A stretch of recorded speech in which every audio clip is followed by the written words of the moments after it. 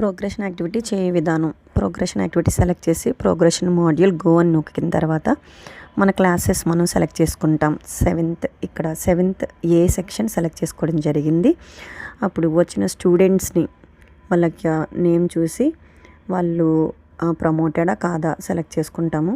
అలాగే వాళ్ళు ఎన్ని రోజులు అటెండ్ అయ్యారు, వాళ్ళకి వచ్చిన మార్క్స్ పర్సంటేజ్, అలాగే ప్రస్తుతం స్కూల్లో ఉన్నారా, టీసీ తీసుకున్నారా అన్నది సెలెక్ట్ చేసుకోవడం జరుగుతుంది.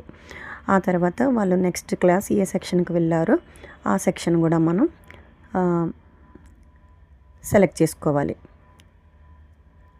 సెలెక్ట్ చేసుకున్న తర్వాత చివరిన అప్డేట్ బటన్ ఉంటుంది. అప్డేట్ బటన్ ప్రెస్ చేయాల్సి ఉంటుంది.